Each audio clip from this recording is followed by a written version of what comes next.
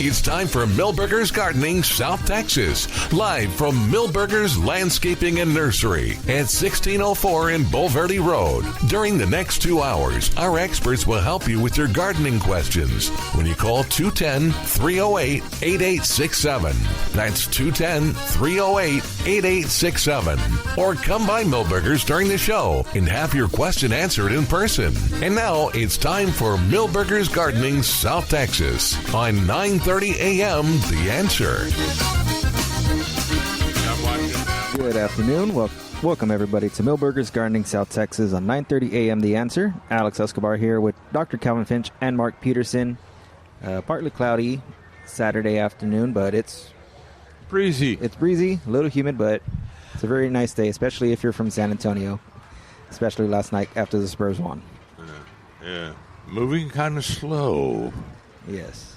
But, just before we got on, Calvin had mentioned, they gave the white flag up. That's what I thought in the third quarter. All of a sudden, it's like 30 points. I'm like, I think they've given up. Yeah, when Edwards went over there to congratulate everybody before the game was even over there. And when the star player does that, you wonder about it. Yeah. Yes, this I did see that there were a lot of Spurs fans up there that remained. Oh, gosh, yeah. So that was nice to see. Yeah, it's just amazing how, I was going to say rabid, but that's probably not a good word, but how enthusiastic this fans have been. Well, it's good after so many years without the hopes playoff winning. Well, fan is derived from fanatic, so I guess we all are fanatics. The Spurs are winning, and you could also win some tickets for the upcoming Festival of Flowers coming up Saturday, May 30th. If you're walking around Milberger's, come on up to the patio for your chance to win a pair of tickets. Again, it is Saturday, May 30th. We'll be giving out tickets Saturdays and Sundays during the show from noon to 2. And if you want to give us a call, the number is 210-308-8867. What is that? What's that number? Number is 210-308-8867. Okay, thank you. Yeah, that's why you're the professional. That was a lovely segue in between. Well, Mark, that's a kind of an unusual. The one right in front, the yellow one, or no? I was thinking of that other off yellow lantana. It's a lantana. It's a cream. I think it's a variation on the new gold, but in fact, I'm pretty sure it's a variation on the new gold lantana. Seems to be a little more upright, but a little more upright. I think it's lovely. I haven't seen it for a couple of years. I don't remember seeing it either. It is very nice, and worthy a look for those areas which are very hot and very sunny. Well, let's see how many we got. 1, 2, 3, 4, 5, 6, 7. Well, about 10, maybe 10 different lantana selections. Some of them are completely ground dwelling, and then the others are more upright. And the colors are unbelievably varied. Well, every kind of gold and yellow and orange you can think of, plus some purple and some white.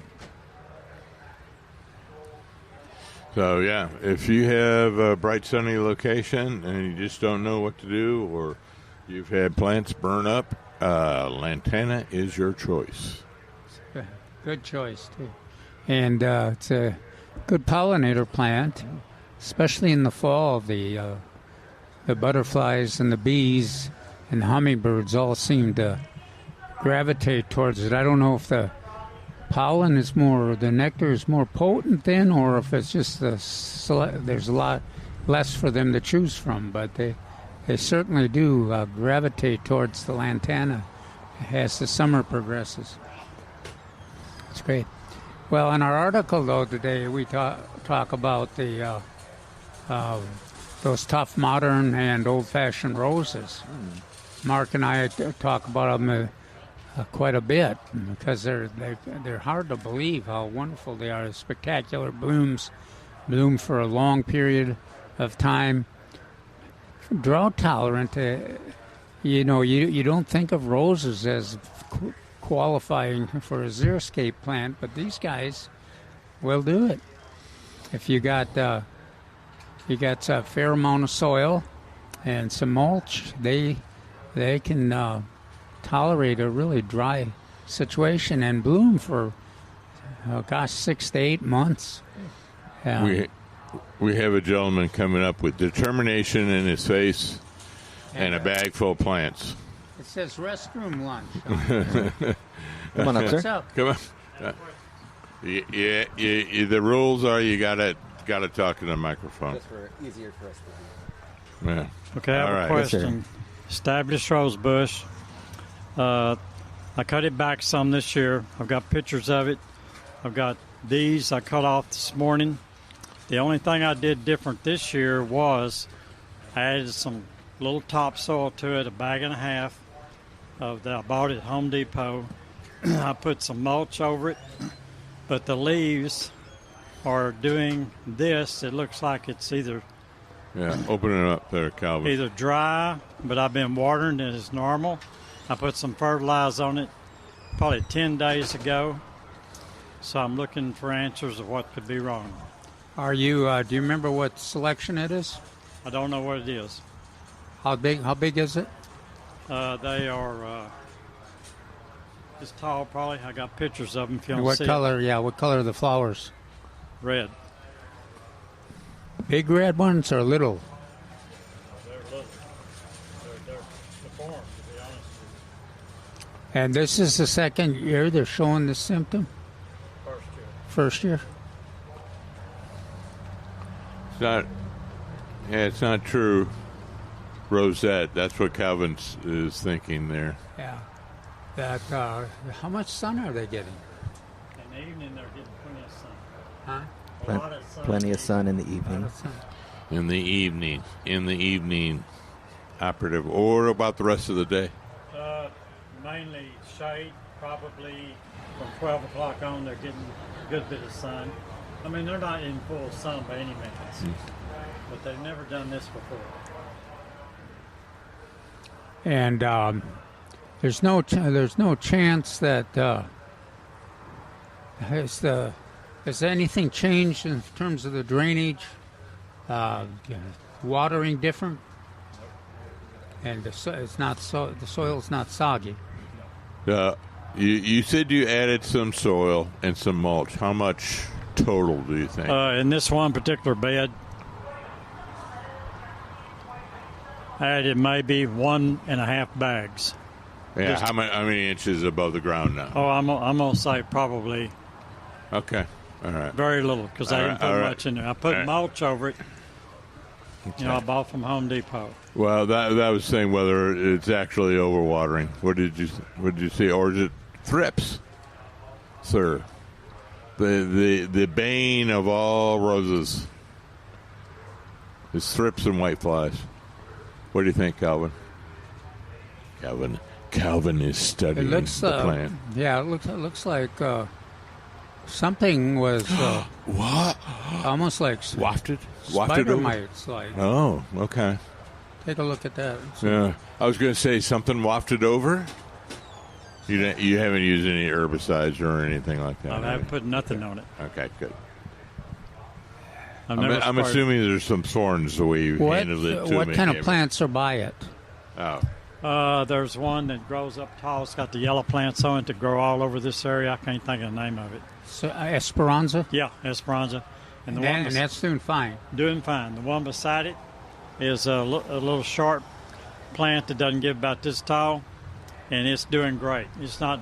I know a lot of times it'll get dry, and it will show dryness, but it's not showing that this year. It's been kind of cool, and we've had pretty good conditions.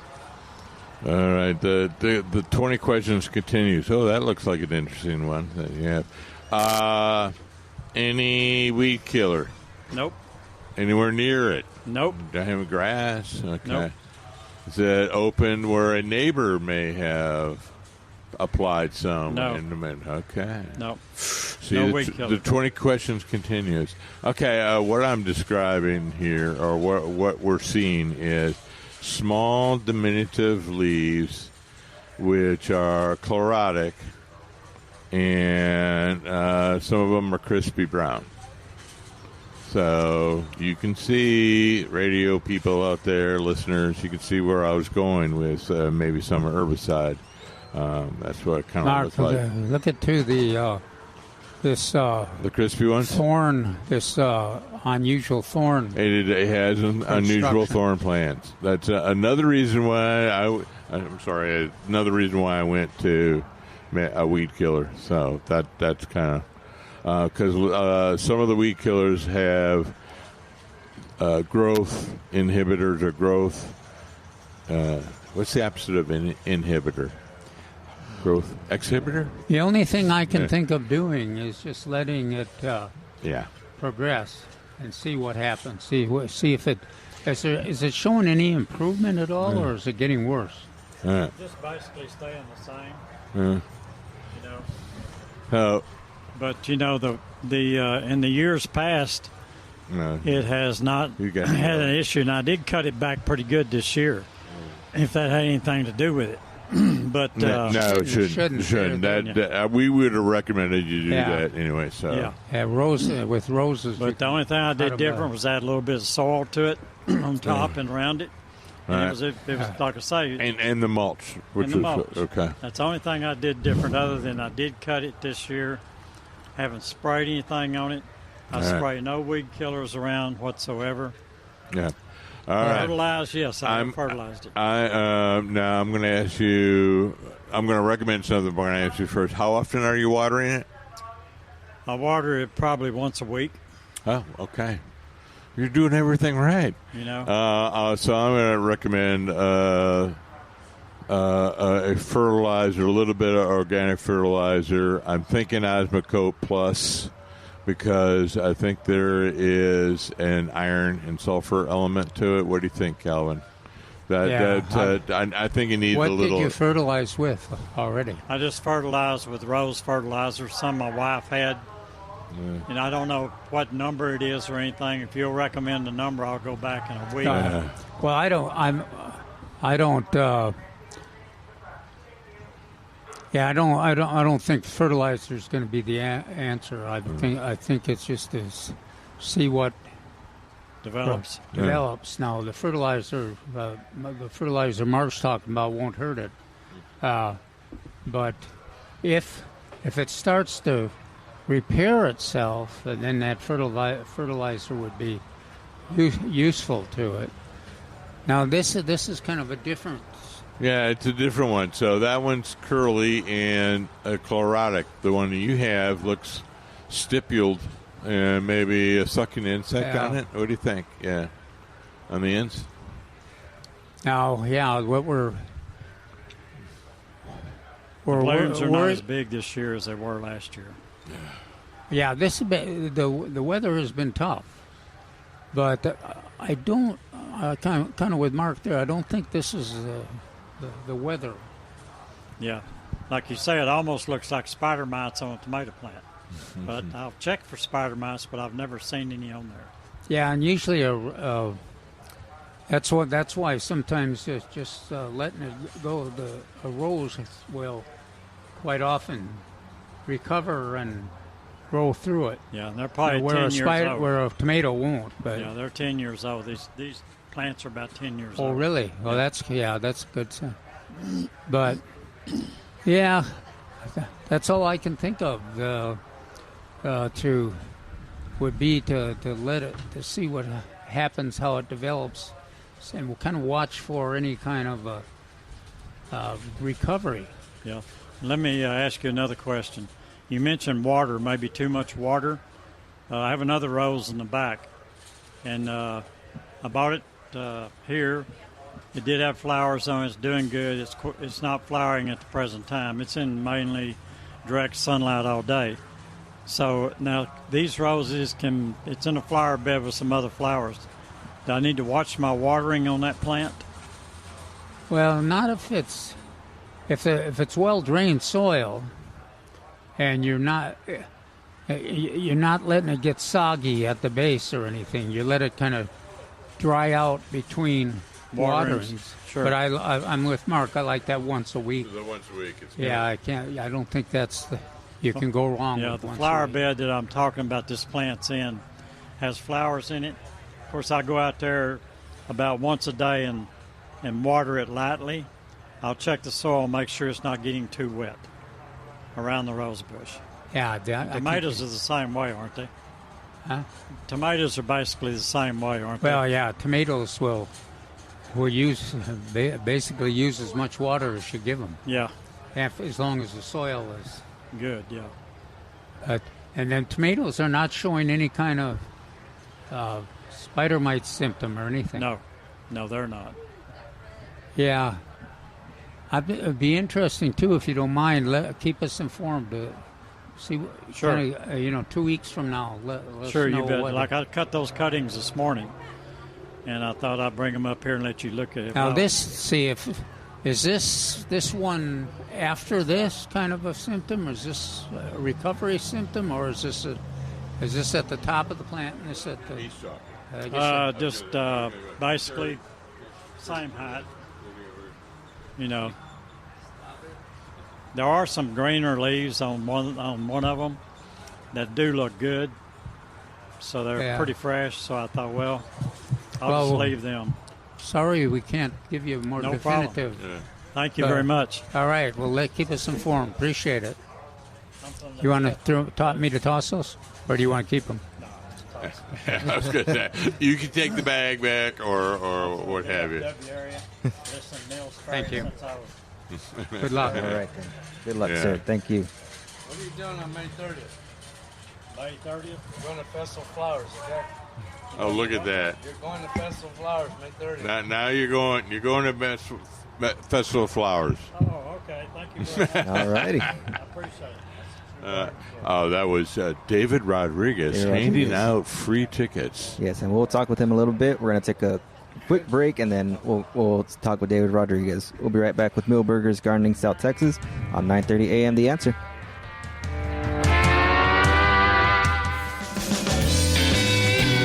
Welcome back to Milberger's Gardening South Texas on 9:30 a.m. The Answer. Give us a call at 210-308-8867, 210-308-8867. While we wait your call, we're being joined by David Rodriguez. I believe he just had Good afternoon, gentlemen. Good afternoon. We just finished our annual talk that we like to do here at Milberger's Landscape Nursery here in San Antonio off 1604 in Bulverde. Summer color plants with Texas Superstar plants. So we had a lot of good questions, covered a lot of plants, and Milberger's Landscape Nursery from the start has been very dedicated to carry most of these Texas Superstar plants from annuals, perennials, and what they call perennials, trees, and more, and vegetables when we have the 968 tomato, Celebrity, Tycoon. And so we had a good seminar there, and the inventory here at the nursery, I'm so amazed. Every time I come, all the seasonal quality perennials, annuals, more. I've even noticed the citrus trees look like they have a real nice flush of foliage on them as well. So we're here, and we want everybody to come by this weekend. Mother's Day, Peter said they had a good Mother's Day weekend, and Father's Day is around the corner. So and it's Grandfather's Day. every day. So we also want to talk about, I know you guys are talking about it too. Oh, absolutely. The Yes. San Antonio Festival of Flowers, the 26th annual Festival of Flowers, just down the street from Milberger's Landscape Nursery off Blanco Stone Oak Parkway on the North Access Road, the San Antonio Shrine Auditorium. And we also want to invite everyone to go to the Bexar County Master Gardener website, because we're going to do our Alamo area horticulture show there on the stage. So everybody grows plants, right? Mm-hmm. Everybody grows plants. We're highlighting vegetables, many categories. You're going to do that at Festival of Flowers? Festival of Flowers. Cool. So I think this is where we need to move it to. Hopefully have success. So help us spread the word on that. So Bexar County Master Gardener website, all the criteria for vegetables, there's some herbs, hummingbird, flowers, and cornucopia. Cornucopia? Yeah, you can enter all your assortment and everything from your landscape. So we're trying to make it like the old-fashioned. I don't think y'all do the top tomato contest anymore here. No. So it's just kind of morphed to consolidate. So and we're going to have it over there this year. So that would be a plethora of vegetables and flowers? Everything. Both? If you go to the website, Bexar County Master Gardener website, you can see all the criteria of entering. And there's a lot of categories. Is there any, how is that going to interact with the plant exchange? I think it's going to complement it. Okay. So a lot of people bring plants to the plant exchange. So bring your showcase of vegetables, flowers, herbs, and more to the Alamo area, which will be on the stage at Festival of Flowers. So I think it will complement it. Do you remember? I think it complements. I got this smile on my face, and do you remember when the festival, the plant exchange got so competitive that the gardeners were intercepting the plants from outside? Yeah. It was we almost had to have our own police force there. And so that's Johnson grass. I don't think you should bring that in. And horse herb, maybe if it's blooming. Yeah. Could you ever imagine the nursery selling a horse herb? Oh yes. Well, yeah, I can imagine because I have seen it it's now. A mainstay of our certified butterfly garden. And one of the sides of our house, I could not get grass to get going. Now one of the sides is a horse herb ground cover, and it's very successful. So very successful. We besides the pollinators going after it, especially the black swallowtails, but the deer browse on it. A natural weed whacker. And the yellow flowers are so dainty when they're in full bloom. So I like the flowers. Yeah, it's amazing there's enough nectar for the many butterflies that come through. But I do have a patch of St. Augustine in this corner, so I talked to the horse herb. So this is your section. Don't go into my St. Augustine. So they're working together very nicely. Very nicely. So you've started talking to your plants now? You don't, Calvin? Oh, I don't. It's weird when they start talking back, right, Mark? My West Highland Terriers would not put up with me talking to my plants, But come on by Milberger's Landscape Nursery, and there was a couple over here picking some real pretty caladiums, and there was I think a flat left of whopper begonias. Oh yeah. I said you need to get some of these. Oh, I was talking to her about whopper. It's a Texas Superstar plant. Yeah. So I think she took a bunch of those whoppers as well. Yeah. And whoppers are wonderful. Besides being attractive, same tough characteristics as the small begonias, but they also, if you move them into a shelter in the wintertime, they make it through. Yeah, they're pretty tough. They're a champion. They're a champion. So that and much more here at Milberger's Landscape Nursery, and we'll see everybody May 30th. Don't forget to go to the Bexar County Master Gardener website to enter the Alamo Area Horticulture Show. And this is a true gardening show. And if you're a newbie, we all have newbies to the San Antonio I noticed, though, that they've mentioned some non-plant related issues. I was trying to think what they were. It's going to be birdhouses or... Yeah, birdhouses? Minimal. Because, as David said, this is directed for plants. But birdhouses are good, wings and hands together. But we used to, for years, we said that this was an exclusive plant meeting. Okay. I never thought it was exclusive because you go on the one backside and there was a lot of other stuff. Oh, well, see, I you must have missed it on the way to the cafeteria restaurant, the food area. Yeah, food court. So birds, gardening, and much more at May 30th, Festival of Flowers. And then one of the neatest things there that if every horticulturist through the history of San Antonio area is always there, and it's just fun to talk to them. And if you have questions, you can kind of bring the questions to a number of different experts. And That's great. And if you're not sure, I'm sure Rob will be there. He can help you too. Right, Mark? Right. Absolutely. Okay. Thank you, Alex. Thank you, David. Okay, guys. Have an enjoyable Appreciate weekend. it. And say hi to your dogs, Calvin, okay? Say hi to your dogs, okay? I will. And I won't tell them about you suggesting that I do more talking to my plants. So. Yeah. How many... Do you have any upcoming events other than the Festival of Flowers? Or upcoming events. Yeah, so like today we talked about vegetable color, right? We'll be starting on the fall Master Garden intern class at the new Greenies Urban Farm. If you do a web search for Bexar County Extension Greenies Urban Farm, you can see our calendar of events. We're just starting to do a lot of events over there. We're doing mini harvests every Thursday. This Thursday we did over 300 pounds of fresh produce that we're sending around the 4 precincts around Bexar County. So supplementing, helping, educating, nutrition, best practices, and that's where a lot of my time is going until we get everything situated. David, and the Saturday gig. Do you have another minute? What about the wholesale industry? Where we've seen some. Good question. We've seen some shortages of plants that we usually expect to see, and we haven't seen them. Are we? Is there any kind of adjustments being made? Yeah, that's a good question. You know, when we lost Peterson in the transition with Color Spot with the new grower out there, you're right. So the fellow out of Schulenburg, Royce Hujay, is doing a good job or the best he can. I think he's going to have Oscar okra available as transplants. I don't know if they brought any Oscar okra in. Larry and I are working with them with the Rhodia tomato and more. But please help us, too. If there's something that we needed better numbers or better window of opportunity, please, Mark, you and Calvin, y'all guys early. And he wants to help to his best ability. But at least we have him coming into this market, and it's Texas. So he grew his business, doubled it 2 years ago.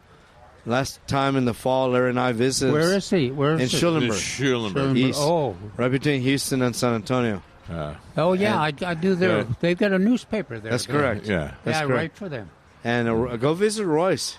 Go visit him, and he'll take you to Waterberg over there. And then I said, you doubled your business 2 years ago. Guess what? You need to triple it. Yeah. That's just for our market. So he hits the Gulf Coast with the Corpus, the Hill Country, and the satellite counties of Bexar County. And that's a tremendous market. When you go to Kerrville and Fredericksburg and then come down this way, and that's just our independent nurseries and landscape contractors, right? But he's trying his best, so y'all help us with that, please. He'll do it. He needs a little bit of direction, so. All right. I'm thinking a road trip. Because we've built this market and we want to maintain to our best ability. So, okay, guys, thank you. Thank you very much. Take two. Might be interesting if we interviewed.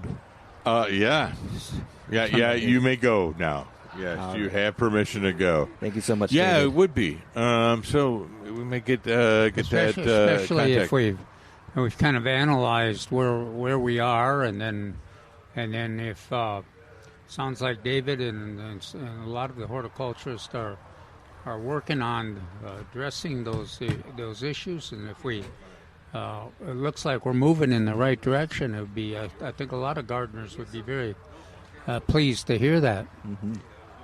So we can get some zinnias and some of our so we get cyclamen, but we also wanted some of the other shade-loving plants that are kind of low on the market. Absolutely. So I know David's session today was about the Texas superstars. What makes certain plants, I guess, categorized as a superstar? Well, when they're looked at in terms of the conditions we have to grow and the conditions that our gardeners want and our industries want, and then that determines what the characteristics are that we want, and then when they find the plant that really fits all those categories. Then they were identified, and then that's part of the process of getting enough of them produced, and with instructions or what makes this one of the plants that'll meet our needs, and so that's pretty exciting. But things have changed. He mentioned Peterson's not there anymore. Our events, a lot of our events have changed, and participation by volunteer organizations have changed. So it'll just take us a little while, I think, to adjust the production market and the retail market and what we put in our gardens. So, but it's both exciting and frustrating at times. Yeah, you asked about superstars. It's a long-term process. It's a committee made up of representatives across the state, and that's one of the requirements when they look at these plants is how far or what the reach of that particular plant is. Is it just North Texas, or does it cover North Texas, Central Texas, South Texas, and the Panhandle? Those are these are the factors that go into plant selection. I was looking I thought I had given away my hard copy, and I was asking David, do you have any? He goes, I left a bunch on the table after my program. I'm like, you didn't bring them over here? We could always find a use for them. So they're most of the time the experts say, go to the website and get the most up-to-date version. But I'm old-fashioned. I'm a boomer. I like to have it in my hands. So I may, during one of the breaks, I may race over and see if there's any left and bring them back. Good idea. And as David said when he was talking, yes, Festival of Flowers is happening Saturday, May 30th from 9 a.m. to 5 p.m. And if you want your chance for some free tickets, you can come on up to the patio. And it looks like this gentleman, he may have a question. You might get some tickets afterwards. Yes, sir. What are you doing? Just walking around showing flowers? Or yeah, so we can hear it. I have this plant, and I really have several of them in my backyard. I wanted to get some more, but I really didn't know what they were. Can you tell me what this plant is? Well, it's one of the salvias. Mark, can you identify it? Yeah, it's Mealy Blue Sage. Now, is it a native one, or did you plant it? No, I planted this. Okay. And I tried to plant some more that I thought was the same thing, but they grew up very, very tall. So there's different. These only are. Yeah, that's why I asked you about it, because there are several different varieties. The one that grows in nature out on the roadsides is called Mealy Blue Sage, Mealy, Mealy Blue Sage. But there's a whole bunch of other ones. There's one called Henry Duelberg. There was a Victoria, and then the latest version is a cross, and that is called Mystic Spires, and that'll grow up to about the size of the patio porch, and it's really royal blue. Yeah, it's spectacular. Yeah. But you might like any of those. Yeah. If the Mealy Blue Sage, it's nice. One of the problems is that we planted them around a bird bath, and the ones that I had planted before, thinking I was planting these, they grew up. Oh, they got so big. They covered up the bird bath. All right, Mark, remind us which ones the short one. So that's the original. That's the original Blue Sage. That's going to be 12 to 15 inches tall. So Mealy Blue Sage, you're going to look for. And now here's what you could do. You can, I suspect that we'll have it here at Milberger's, and you might want to leave your name with. Have them give you a phone call when when that's in there. Or say muley blue sage, or say you want an 18-inch salvia, blue salvia. And then they'll call you. That doesn't obligate you to buy, but they'll let you know when they're available. But that might be the best way to do it. Then you'll get the one you want. Okay. All right, and that works. Check around the corner, see if you have. I can't remember if there's any around the corner, but they're going to be the big one probably. They're going to be the Mystic Spire. So, do what Calvin says. There's another choice. If you go along the beds over there or the tables over there, there's one called a blue skull cap. Blue skull cap, and that's going to only get that tall. Susan, she'll be able She to knows tell you. everything. Susan knows everything. Do we have any of the smaller salvias? Blue salvia, the gray guy? Okay. We do? Go see if you like those. Yeah. Okay. Well, thank you very much. Yeah. Good luck. Thank you so much, appreciate sir. Oh, yeah. Yes, sir. Thanks for coming by. We appreciate that. Thank you. Hummingbirds and butterflies will love it if you get more of those, yeah. All right. Well, we're going to take a quick break. We're going to be right back with Milberger's Gardening South Texas on 9:30 a.m. The Answer. Give us a call at 210-308-8867. We'll be right back.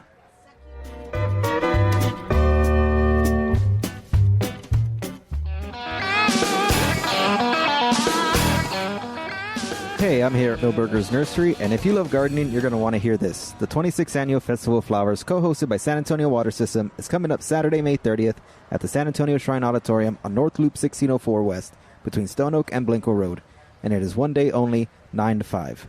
We're talking the finest nurseries with water-saving plants, fruit trees, and fertilizers perfect for the South Texas heat. Shop garden, furniture, birdhouses, wind chimes, and decor.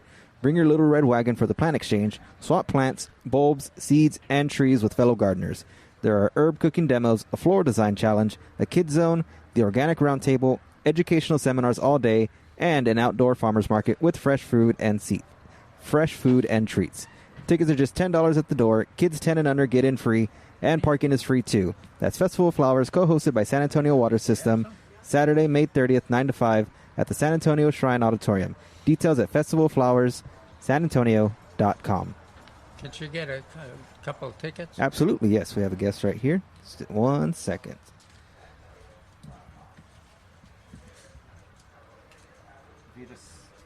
Nowadays, you got a sign, I guess. That's the downside. But yes, if you come to Milberger's, coming up to the patio like this guest here, you get your chance to win a pair of tickets to the Festival of Flowers. Again, Festival of Flowers, Saturday, May 30th, 9 to 5.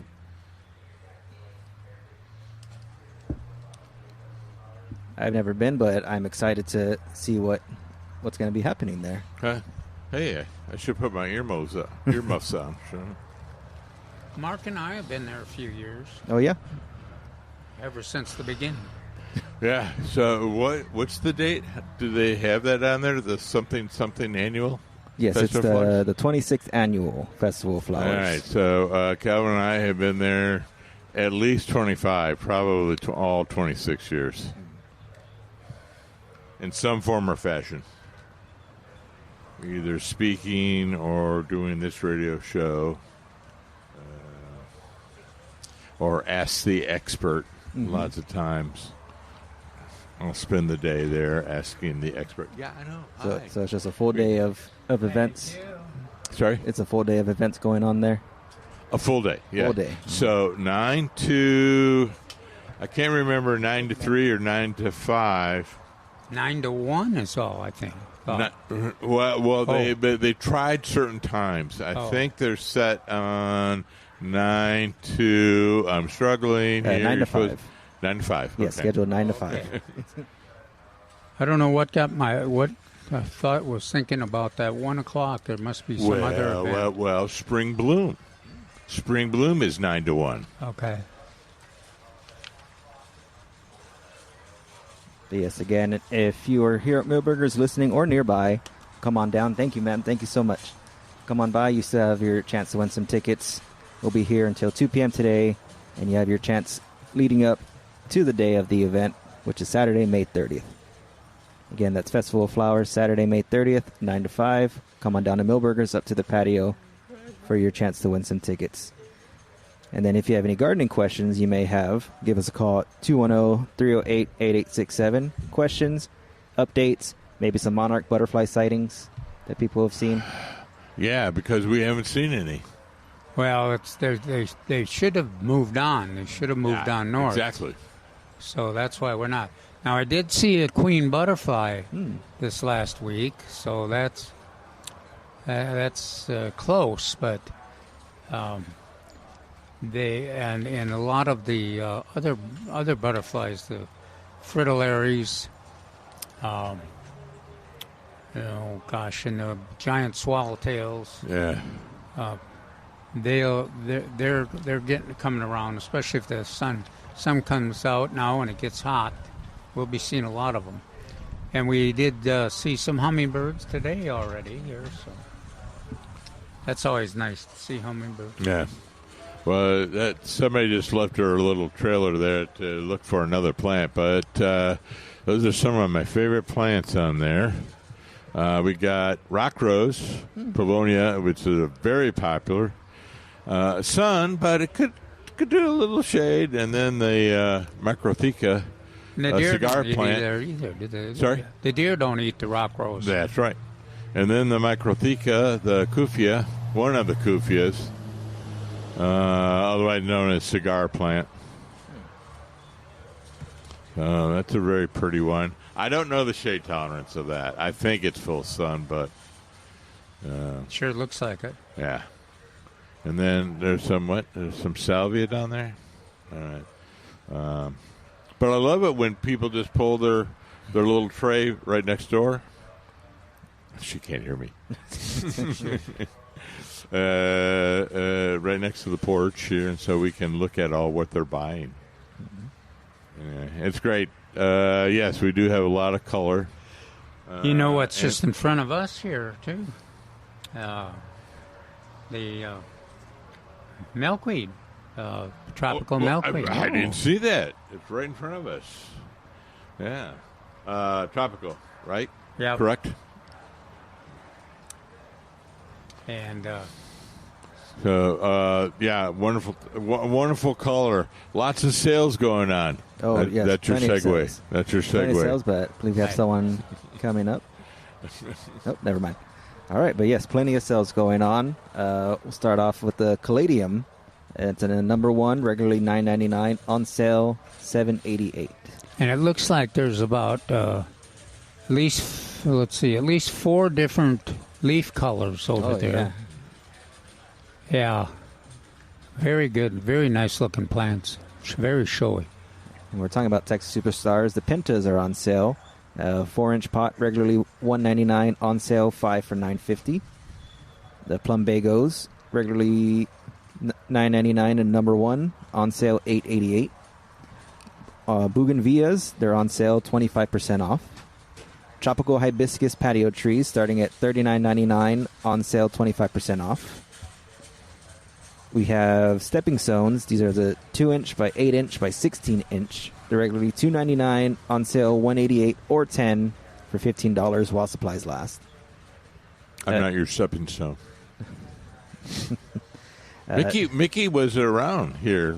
Mickey Dolan's, the last surviving member of the Monkeys, was in town. Interesting. I know of them, but I don't know too much of them. Yeah, I know. I'm just looking at you going, you don't even know my illusion there. Not your stepping stone. I'm not your stepping stone. Stepping stone.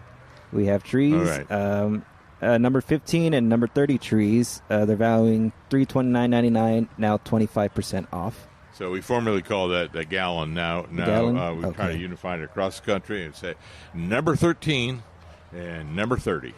All right. We have Osmocote Plus, 2-pound bag, regularly $21.99, on sale $16.88. We also have Osmocote 14. 2 pounds, regularly $21.99, on sale $16.88. Metal Art, which is including windmills. Osmocote is one that we recommend for containers, and it's top of the line. great. You never burn a plant with it. You can't hardly over-fertilize, but it does a great job and has got a long-term impact. So if you've never used Osmocote, you might want to give it a try. It's fabulous. You just pick a day in the month.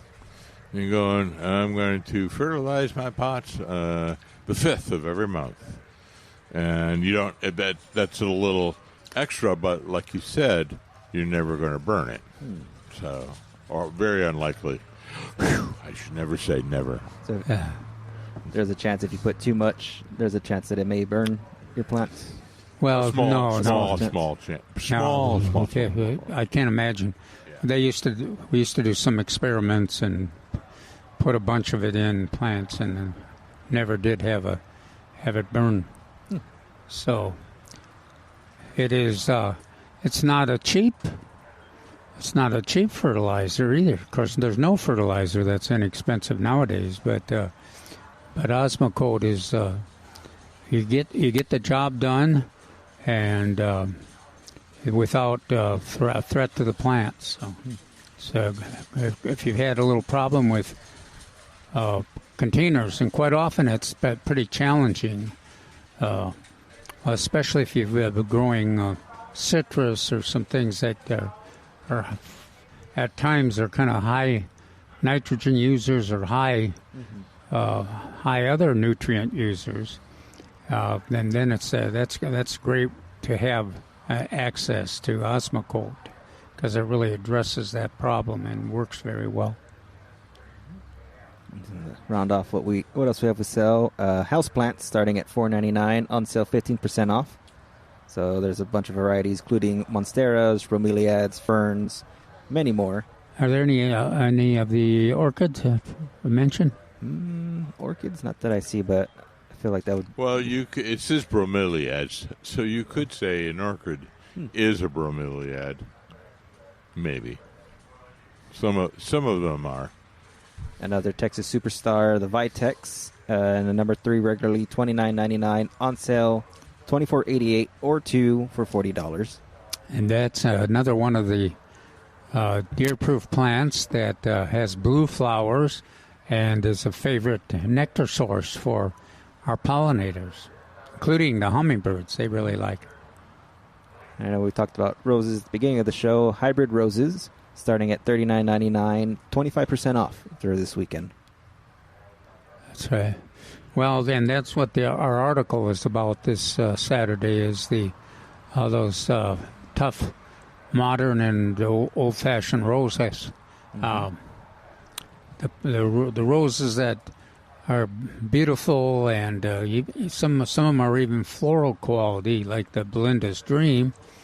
The picture of the Carefree Beauty pink in the paper makes it look like a floral quality too. Usually, though, we think of the pink as being a flatter, bigger bloom, more red color than the Belinda's Dream, but both of them. But if you're into the the rose hips, that is one that produces rose hips, and you can make your tea or you can have it for the birds and the mammals that like rose hips too. And the one of the things that about the rose hips that the Belinda's that produces, Carefree Beauty produces, is that it keeps blooming and keeps producing the hips during that whole 8-month, 9-month blooming period. So you don't get that bloom, stop, and concentrate on rose hips. You get both. It's a great plant. And that whole list, we'll probably talk more about it today and tomorrow, but that whole list of roses really make a good addition to your landscape. And we've got some of them here, and then this is another one that you probably want to put your name on the list and have them call you when they show up. And we'll give that number after this short break. But we're going to be right back with Milberger's Gardening South Texas on 9:30 a.m. The Answer. Just a reminder, we're still giving away tickets to the Festival of Flowers, so come on by to the patio for your chance to win some tickets. We'll see you at the other side of the break.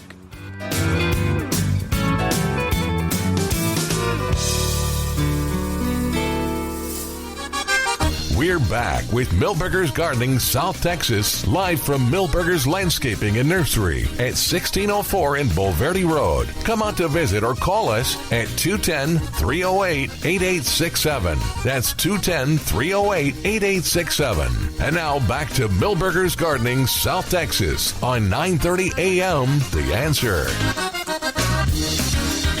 Welcome back to Milberger's Gardening South Texas on 930 AM The Answer. Alex Escobar here with Dr. Calvin Finch and Mark Peterson. We'd love to hear from you. Give us a call at 210-308-8867, 210-308-8867. Okay. All right. We got another hour in our show, and if you're listening, you're walking around Milberger's, there's still opportunity to get yourself a pair of tickets to the Festival of Flowers happening May 30th. It's from 9 to 5 that day. We'll be giving away tickets today, tomorrow, and then these following weekends leading up to the event. Well, I missed it. Oh, just saying the Festival of Flowers, we're still giving away tickets. Oh, yeah. And we'll be doing it today, tomorrow, every day during the show, leading up to May 30th. Let's see. We've talked about the lantanas and the tropical milkweed. Oh, I know Mark has directed a couple of gardeners, listeners towards those shrimp plant. That golden shrimp plant is lovely. So there's some improved varieties here. I don't ever think I've ever seen shrimp plants with a flower that large. So I'm very curious. I just call them improved varieties. I don't know what the name is, but there's a lot of the salmon and a lot of the lemon that's available. They're a little shorter than the native ones, so excellent shade plant with a beautiful flower. So that was the question earlier. So a young lady had a kind of a entryway alcove, and she wanted some shade plants, deep shade, and we're like, ooh, it's pretty deep. And so I just said, well, here's our standard recommendations for shade. And that's shrimp plant, Mexican honeysuckle, Turk's cap, and scarlet or tropical sage, a.k.a. tropical. Yeah, the tropical. The coccinea is its scientific name. All right. 210-308-8867. We have James on the line. James, how are we doing? Good. Sitting on the patio with this breeze keeps the mosquitoes at bay, so that's good. Because I've got a mosquito farm here. Oh man. Yeah. If anybody needs any, I can send them their way. Just send me their address. I'll tell you what, James. I'll trade you some mosquitoes for some coyotes if you want some. No, thank you. Speaking of, I haven't seen my gray foxes. I guess all the kids grown up and they've all left. I haven't seen them in a couple of months, but that's good as well. Hey, Mark, I couldn't call last week. I appreciate the info on the figs. I did hear that, and so I'm pretty convinced on what you had said. Mine is a Celeste, and it'll be ripening, I guess you said in May, so probably within the next couple of weeks. Hopefully I'll beat the birds to them. It's always a challenge. That's why I mentioned that is for you to be on active bird duty. Calvin is rapidly ripening your Celeste. And he's on active bird duty too. Well, it always makes me a little nervous when I see them coming and go, and when they don't go as quickly, when they arrive, and if they're not ripe, they usually take off. If they hesitate, then I start saying, I better get ready to be doing some harvesting. They're ready. Okay, so yours are already ripening, and you're further north, so mine are just a little behind. It should be any time. Okay. I got a question. I'm growing before I forget, I actually this past Monday in the evening, I saw a ruby-throated hummer on my feeder. I haven't seen one of those, and I know it's been at least a couple of years, so I was really excited to see that thing. It stuck around for a while and then was run off by some black chin, and then he come back 2 or 3 times, and then hadn't seen him since. So I guess he was just passing through. Do you get any? I had a gardener contact my one of my columns and was wondering about birds that use birdhouses, and he wondered where are the bluebirds? And the only place I've seen bluebird, I've seen them move through our area here, but I haven't seen any of them that have used the birdhouses that are available. But where I do see them, or I had saw them a few years ago, was the Comal County AgriLife Extension Garden. So I was pointing up the road with my finger to Calvin, and I went, yeah, up that way. That's where I've seen him too. When did you last see him? When I was helping Rufus Stevens with agricultural evaluation classes. And so that was more than a couple years. That was like a decade. Okay, at least a decade ago. Yeah, but that's cool too. They're close. We must be close to their range. We're also close to your ruby throats. They probably just across into the I-35 when you go to the east a little bit. Both of those birds are probably within range. Yeah, I'm just right east of 35, about 5 miles off the highway. Yeah, on the east side. So I guess I'm on the edge of their range. Now, when I lived on the west side of 35, on the other side of town, I did have some rubies come to my feeder periodically, and they're a sight to see. I've never seen a bluebird down here where I live. I have a tremendous population of redbirds, which of course I feed them, but I've not seen a bluebird that I can recall. So I must be out of their range territory, I'm guessing. Well, you know what else gardeners are seeing that I haven't seen in a few years are painted buntings. In my neighborhood, 2 or 3 gardeners, and some of them surprised me because they're not exactly bird watchers, but it's hard. Painted buntings are so spectacular. It's hard to pass up. You notice them, and they take pictures of them. Okay, I don't know what that looks like. I'll have to Google it, and so I can keep my eyes out. Yeah. In case if you see one, once you see one, you'll never forget. Okay, I'm going to Google it. Painted bunting. I've got a pen today, so I can write stuff down. Okay, my Anaheim pepper. I've never grown one before, and I'm doing it as an alternate or substitute for bell pepper because they give me the belches. And I like to make carne asada, and I've used Anaheim in it before, but store-bought. So my peppers, I measured out there. They're about 6 inches, a couple of them. So what size do you harvest those things at? Or any size? What's the optimal size? Well, my idea of harvesting peppers is whenever I need them. They're ready. They're ready. There you go. Yeah, they're ready for use, especially if you're using them in a recipe. So 6 inches. Well, you're getting to maturity. Okay. Not much more. 8 inches would be the max, I would think. Yeah, those are large. Yeah. So you're right at maturity. So look at it. I'll be honest with you. I don't know any tests. We had tests for cantaloupes and watermelon and all that. But I don't know a test for a pepper. Is it? Can you squeeze it just a little? Does it give just a little? I'm not sure. Play around with it, sir. It sounds like they are about ready, which is early. Okay. Now, what I have read about them is a lot of people will peel them like they do poblanos, and I don't want to go through that hassle. Is that necessary, or can you just slice them and as they are and use them? Or do you know?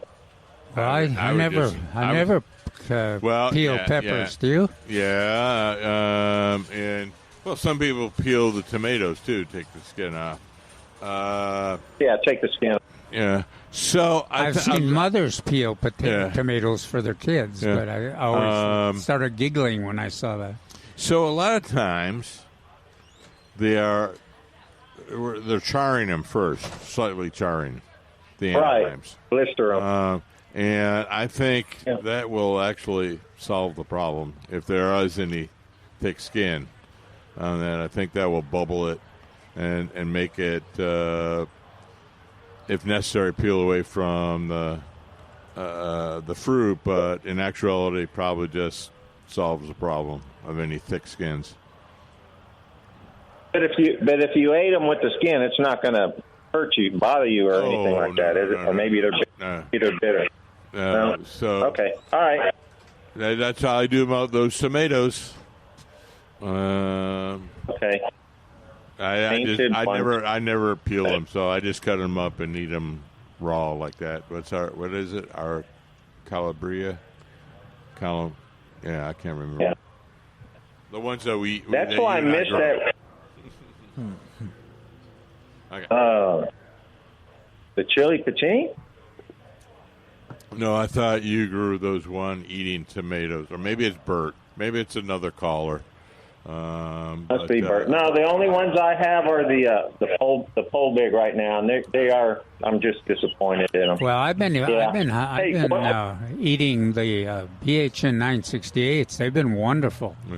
They're almost as big as the pole bigs. Come to think of it. Now we had another couple come up to the porch. And they liked the pole bigs. They were wondering about how big they get. And we said, well, they'll be on the small side, the plant itself, but not the fruit. But we also mentioned that there have been some callers that have found the taste a little less appetizing. Well, this has not been the greatest weather for tomatoes. So I always want to alert people, before you draw your conclusions, make sure you get to go through a relatively long season of harvest, because always the first tomatoes, when the weather has been challenging, they are not always the best quality of the fruit that you're going to get. But I've liked the taste of the pole big, but I have to admit that they haven't gotten the large size that I expected. Yeah, they're smaller than they're about celebrity size, maybe smaller. I'm looking at one I picked a couple of nights ago. Of course, the bird got it as well on one side. They're beating me to my fruit and my vegetables. Hey, one more quick one. That's why I have a pen. So I got me some 41% glyphosate from the feed store, and I sprayed on Tuesday because it was not windy. I sprayed a lot. But I have some areas in my coral vine and some others that I just want to be extra careful. That's why I have 10. I thought Calvin said there's a selective for Johnson grass that won't harm ornamentals, or am I mistaken? Well, what? So talk about the selective herbicide for grasses that you had mentioned in an article for the other Johnson, day. For Johnson grass. Yeah. Well, other than Grass Be Gone. You mentioned one or two products in a concentrate, I thought, unless I misunderstood. Fusilade or Post. There you go. I'm trying to think of my favorite. Fusilade. Gosh. Can you remember, Mark, what the one I use all the time? Gosh. Was it Ornament? I thought you said Grass Be Gone. Ornament. It's Ornament. Okay. It's got the same active ingredient as those, as Post and Fusilade.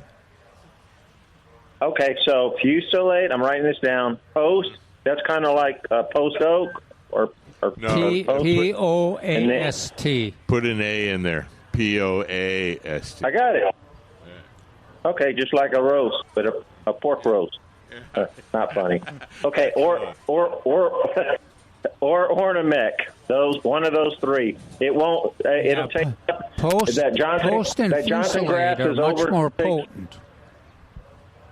Okay, So, but neither one will harm the coral vine. That's what I'm concerned about. Oh, because the coral this vine? is growing. No, yeah, they won't harm the coral vine. Now Okay, that's what I needed to know. Yeah. You look for one of those. Okay. All right, that's what I got. All right, I'll Google the painted bunting and keep my eyes peeled. Appreciate Sounds good. All right, thank you, James. Good luck, James. All right, 210-308-8867, 210-308-8867. We have Janice on the line. Janice, how are we doing? Good. How are you guys doing? Doing great, thank you. Yes, ma'am. Well, I was calling to ask. You know what I'm calling about, Mark? My oak trees once again. Yeah.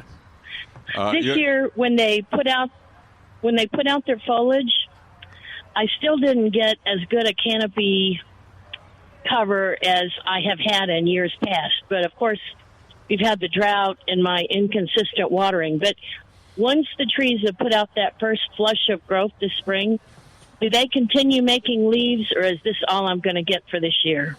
Yes, they will continue to put out leaves. Yes, particularly if you had a small outbreak of cankerworms or oak leaf roller.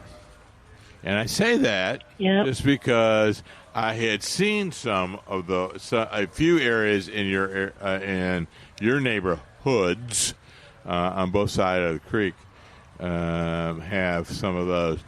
They weren't particularly devastating, as I've seen in some years in some neighborhoods, but you may have got some caterpillars which thinned out the canopy a little bit, and as a result, then the trees produce more leaves throughout the summer. And we might even get some serious rain again. Yeah. Well, that's just it. Everything, the undergrowth is really, really turned green, and it looks great. But I'm more concerned about the trees themselves. So if I put out a couple more bags of growing green fertilizer and water in addition to the rain, you think I can get a better canopy cover? Yes. Okay. Now, talking about the worms, some years I have had so many things up in the trees that it was just like dangling cobwebs all underneath. There you go. This year, I have yet to see a single cobweb coming down in the front yard or the backyard. Okay. So there you go. I don't know if all those years of putting out the little packages with the wasp have helped or what. It could have been. It is cyclical. So a lot of times it's coincidence. A lot of people say, well, my trick or grandma wasps have been really helpful. They took care of the problem. Well, you may have been just on the downside of a cycle, and it's just coincidence. And in some locations, never see the problem. And others sound like yours. Quite often you see the problem. So it comes and goes.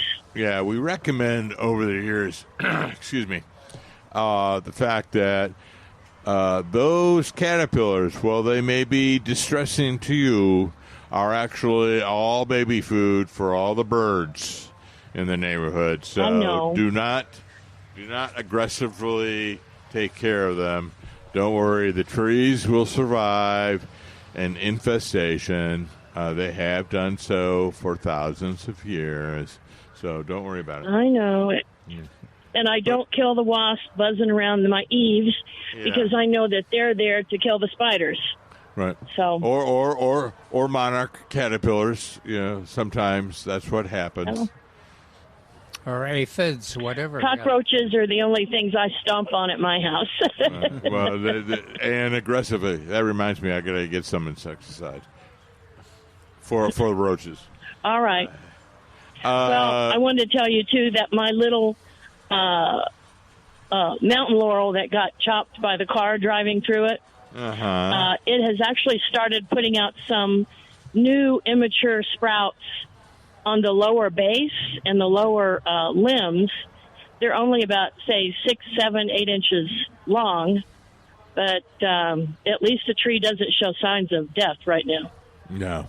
And so I'd attribute that to the wonderful rains that we've had this spring. Mm-hmm. We're being attacked by a fly here, and so we're all like waving our arms all over the place. So, all right. Well, I will let y'all go. Okay. Thanks a lot for the advice, as always. Thank you, Dennis. Thank you, Bye-bye. Dennis. Bye. Bye-bye. All right. 210-308-8867. We're going to take a quick break. We'll be right back with Milberger's Gardening South Texas on 9:30 a.m. The Answer.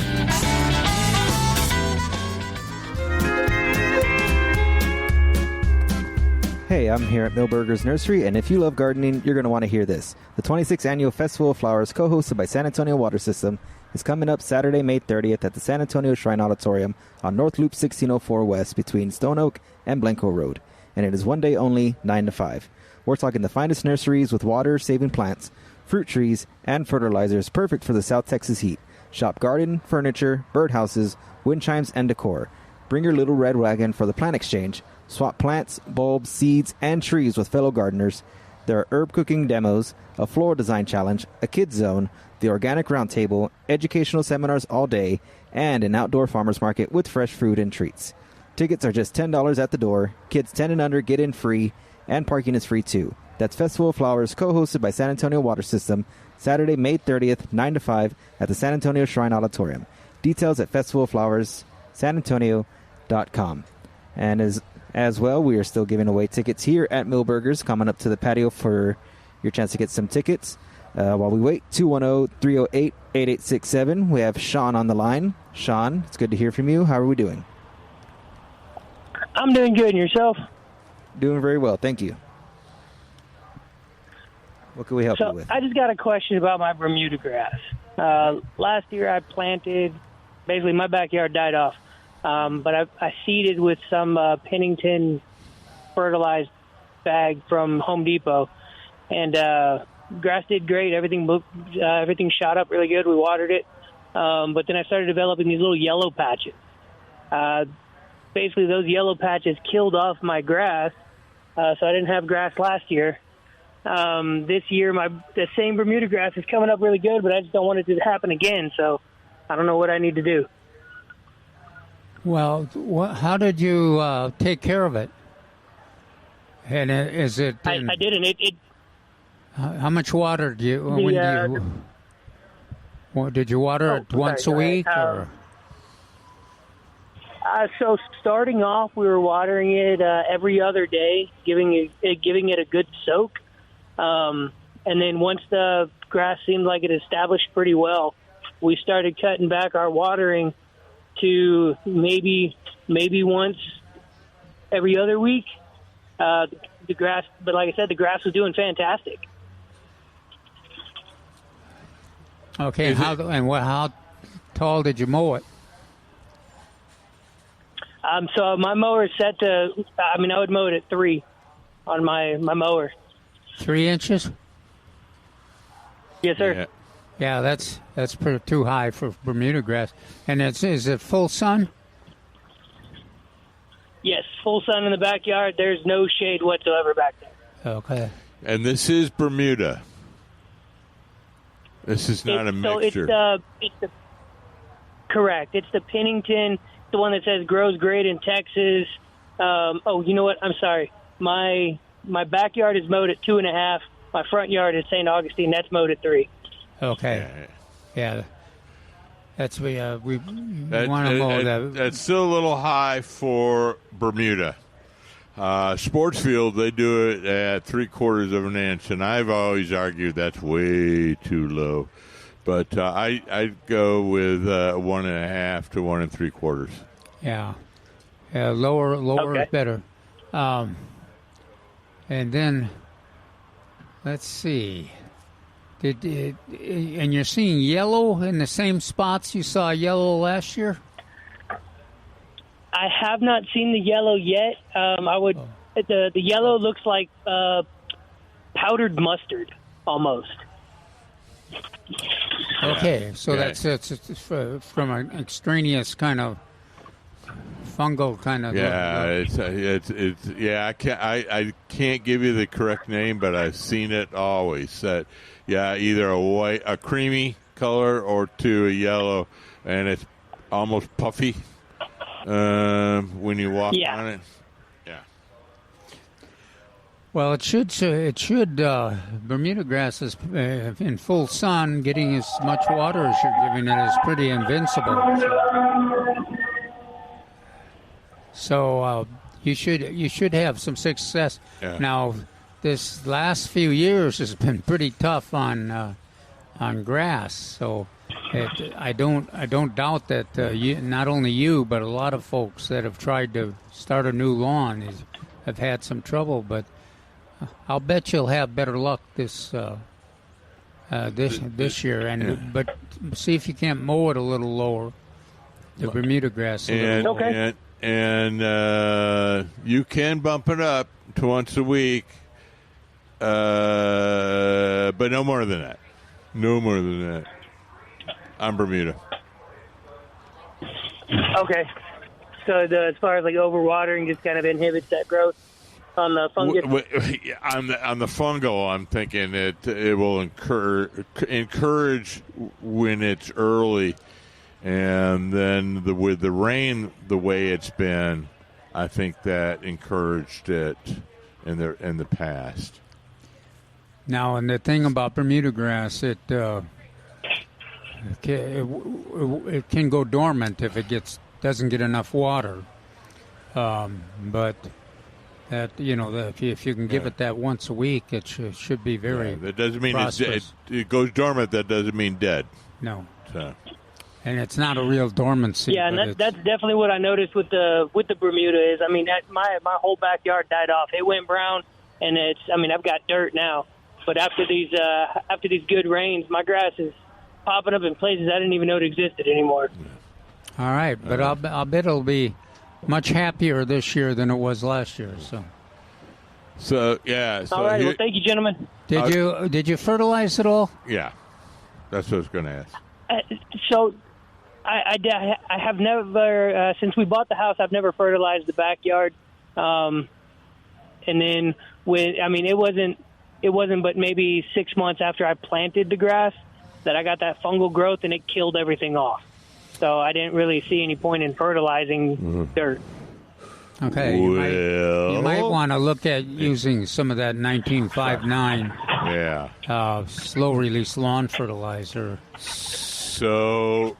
200 years ago, to control fungal growth, they used sulfur. Oh, well, the Milberger's Premium Lawn and Garden Fertilizer, the 15... What was it again? I say it so often, I always forget. 1959. 1959.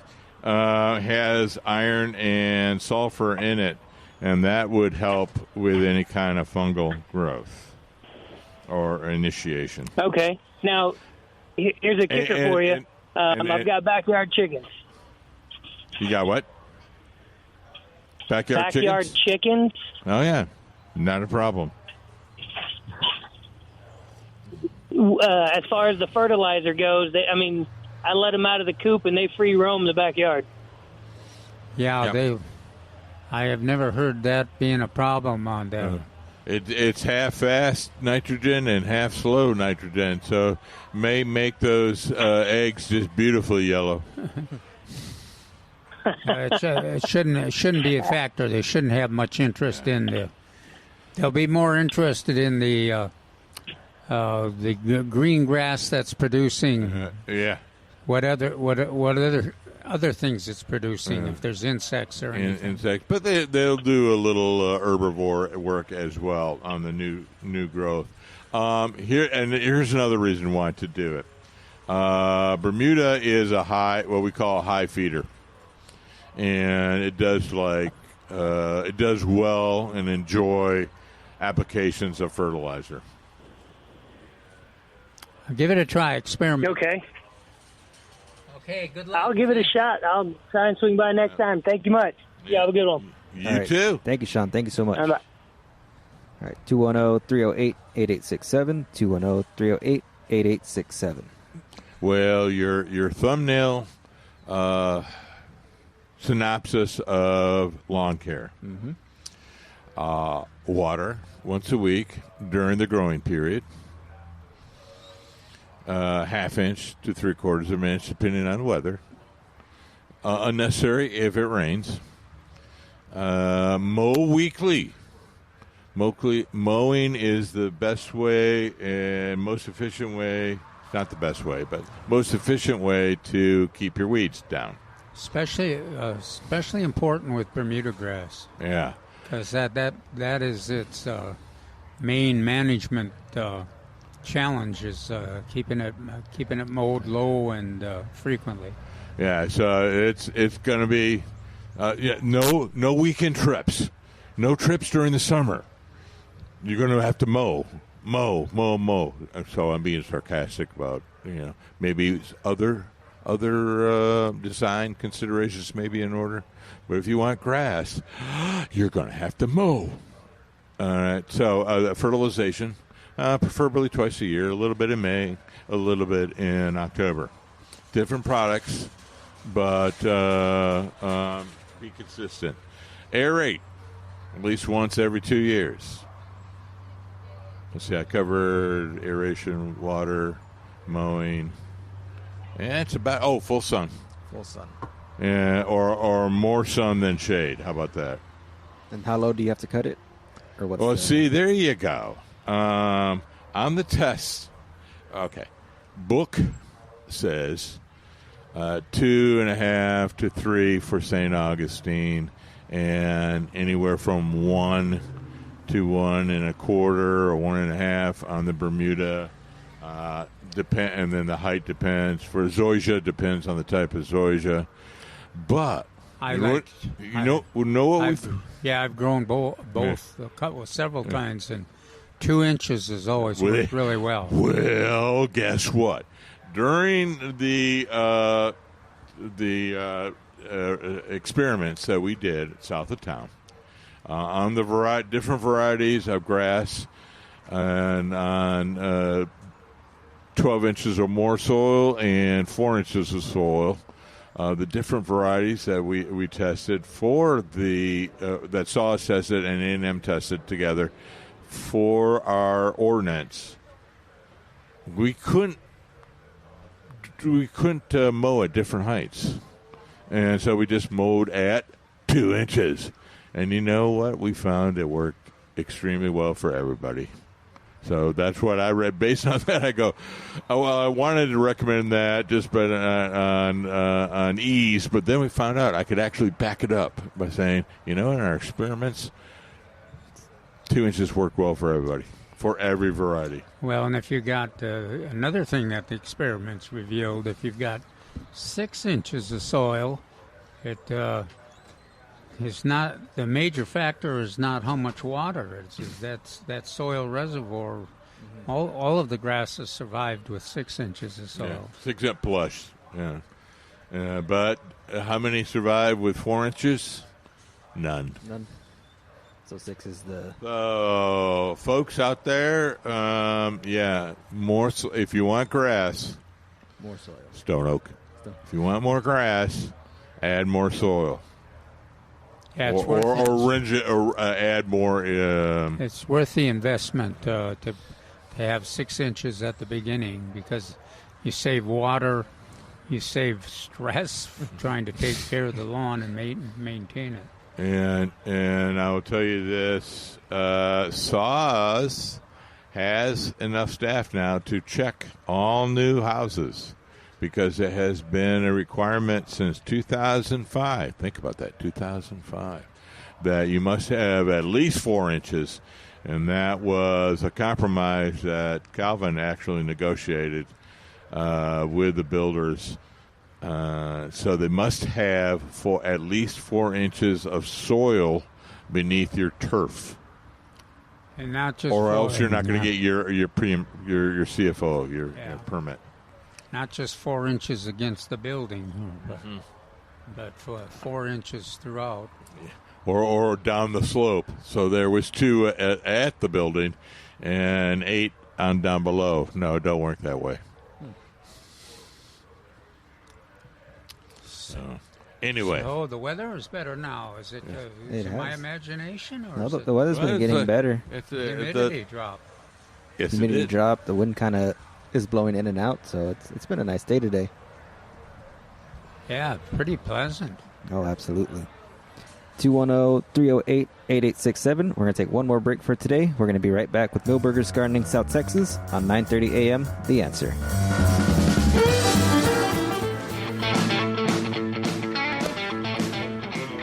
Welcome back to Milberger's Gardening South Texas on 9:30 a.m. The Answer. Give us a call at 210-308-8867. 210-308-8867. Got about 15 more minutes in our show for today. Come back in 3 So still, weeks and test. so still time to come on down to the patio, get yourself some tickets for the Festival of Flowers. Okay, but he's already racing off. Okay. But anyway, no, that's good questions. And I suspect that we will be receiving or getting more and more questions on turf and lawns. It's that time of year that a lot of people are worried about their lawns. Our hummingbirds have been going through here. Is it a true hummingbird? It's not one of those moth things. No, hawk moths now. Actually, it's just one hummingbird, but pretty active. Right. Yeah. Pretty active, pretty aggressive flying. So a lot of turf and grass questions will be coming up soon. A lot of people are looking at their lawns and starting to worry about them. I would like to say they should have been worrying about them or thinking about it 30 days ago. Yeah. So we usually apply the fertilizer in the third week of April. But if only we you know what? We do have it. We do have it 25% off. Yeah. Yes. We have the Milberger's Premium Lawn and Garden Fertilizer. It's a 40-pound bag, covers 7,600 square feet, only $49.99. But we also have, if I can find it. Yeah, you see what I did there? Yes, I did. So I threw it back to you. Yes. But we also have Osmocote Plus. It's 2 pounds, regularly $21.99, on sale $16.88. We also have the Osmocote 14. 2 pounds, regularly $21.99, on sale $16.88. Yeah. Can you imagine if you had applied the Milberger's fertilizer a couple weeks ago? Yeah, you would have had it all nicely distributed throughout the lawn. All the grass blades absorbing all that wonderful nutrients. Just saying. Well, that rain, even things like, I was thinking of all my whopper vegetatively reproduced plants. Mm-hmm. They were all different sizes and all different shapes and everything.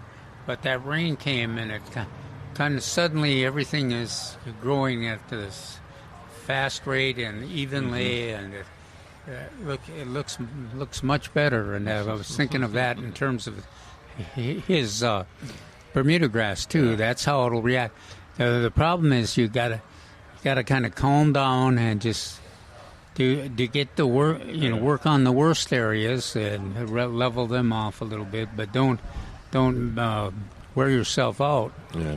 And then you kind of make it's a little bit like Greg Grant's book in there. You identify the worst, most challenging part of the landscape there. You work on that, and then when you get time and when you get that under control, then you move on to the next one. And when you get cooperation with the weather and rain, it's amazing how quickly some of these things can be taken care of. But yeah, you're right. The grass is going to be. People get frustrated and challenged a bit by it when the conditions. But if you stay patient and address it piece by piece, it usually turns out pretty well. Now, we have, in my article today, one of the things I mentioned is if you've got sunflowers growing in your landscape, it's amazing how many folks do have, because there's a lot of things that really respond to the sunflowers. Number one, those butterflies. There's butterflies that lay their eggs on there. And then the other, my beloved lesser goldfinches, they like the seeds that eventually get produced. But then the other thing are the pollinators. Those blooms are very attractive to them. But if you got sunflowers coming up where you don't want sunflowers, they'll take over the yard. And once they get large, they get very hard to control. You can't hardly. No, you can't pull them up. So you could try to cut them down, but that's heartrending for many people. Identify your patch where you want it, and where it's controllable, and then get the rest of it, keep it under control, and the rest of the landscape. And it's worthwhile. I mean, it's a wonderful attractant to the wildlife, and it's a very attractive plant too. But it can be overwhelming if it takes charge of your garden and your whole landscape. Yes, I think a former host on this radio station that I think he's still in therapy about all the sunflowers that he lost because of caterpillars. Oh yeah, Milton. Well, when you're so weird that you name your sunflower plants, and then we had to keep reminding him that now you're growing these plants not as a pet. You're growing these plants so that the lesser goldfinches and the first pollinators and then the goldfinches and even the caterpillars. I was trying to think of the variety. The border patch. Border patch. Well, because of that, both you and I learned that particular butterfly because of the Milton experience. Sounds like a band, don't you Milton think? Experience. So Milton, welcome to the stage, Milton Experience. Yeah, maybe we'll see Milton at the Festival of Flowers. Hope so. Yeah, we kind of missed him. Well, he'll be wandering around, no doubt. Yeah. So if you see him, say hello. Say hello, and you can get that opportunity to say hello if you come on down to Milberger's. We're here at the patio. Yes, absolutely. Okay. We're here until 2 today, and then of course tomorrow during the show, noon to 2. Come on down, get yourself a pair of tickets to the Festival of Flowers. Festival of Flowers Saturday, May 30th, from 9 to 5. It's going to be a great event. I'm looking forward to it. It'll be my first time going there. So, all right. Yeah. Can't wait. Can't wait. Yeah, now, get early, get in line.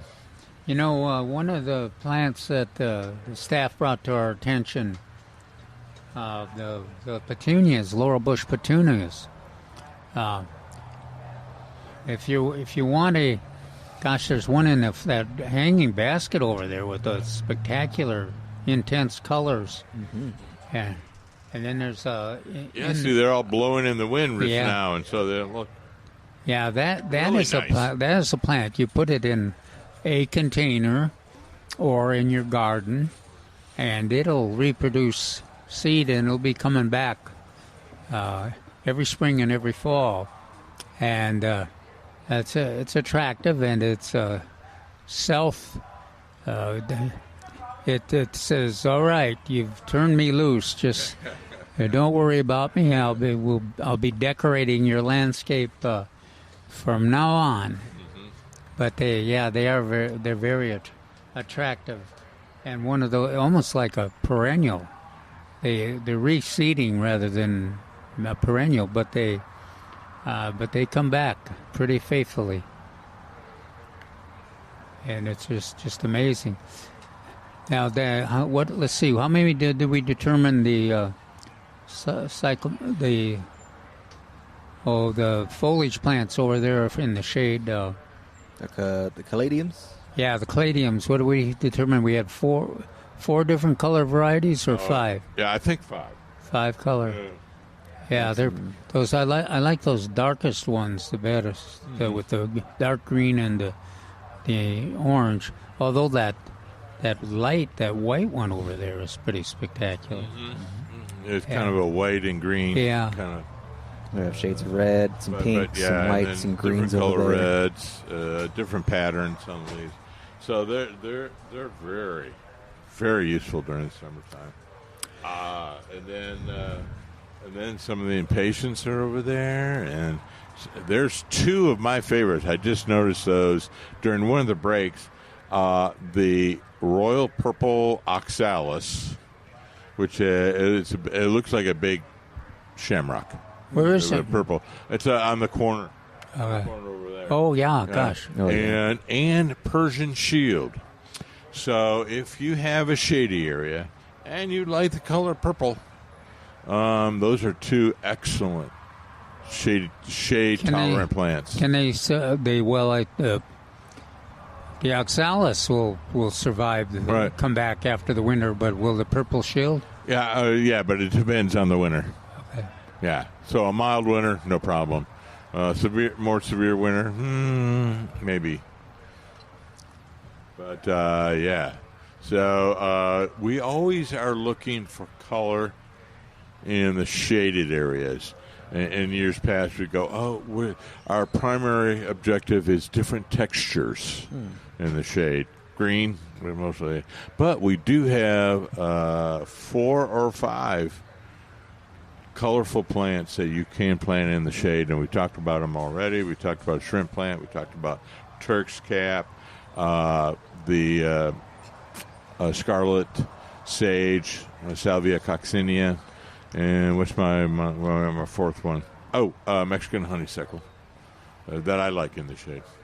Well, what about that little plumbago you like? Is that dwarf plumbago? Yeah. The dwarf plumbago. Unfortunately, it's AKA a leadwort, and so we like to say dwarf plumbago. Yeah, that can tolerate the shade as well, but that's considered more of a ground cover. We use it as a ground cover. But lots of plants, lots of color. Yeah. Mark, when up north, gardeners use that salvia over there and at the corner much more than we do around here. It's got kind of a different species. Yeah, that kind of the real bright flowers. Reddish to reddish coral. I'm not going to get in an argument about how red that is, but yeah. So I think it's akin to the coccinea, but I'm not quite sure on that. I think we just call it the ornamental salvia. It doesn't have I'm sure it has a scientific binomial, but I would just go, the ornamental salvia. I was trying and that's considered an annual. That one. That's a difference. I think of it as needing a lot of shade, but this one out there is prospered in the full sun. Yeah, on the table in the full sun with the other annuals. So and that's pretty spectacular plant. A lot of color, and I'll bet our hummingbirds appreciate it too. It's good. The zinnias are still looking for more of the large flowered zinnias to be available, and in the meantime we've got the smaller flowered zinnias that really I planted a bunch, and they do very well in the full sun, and even small containers. They can take a lot of heat. Yeah, I'm not big on the cut flowers. You like the cut flowers much better. So the profusion worked well for me, but we are looking for those larger zinnias. They are very pretty. Now I've gotten away from the transplants by using seed. And so a couple of us neighbors have gotten together and used seed in big pots and or small beds. Question? Is that really working? We'll take it to the break. We'll get her at the end. Right now we're wrapping up. But thank you again for listening to Milberger's Gardening South Texas on 9:30 a.m. The Answer. Alex Escobar, Dr. Calvin Finch, and Mark Peterson. We will see you tomorrow.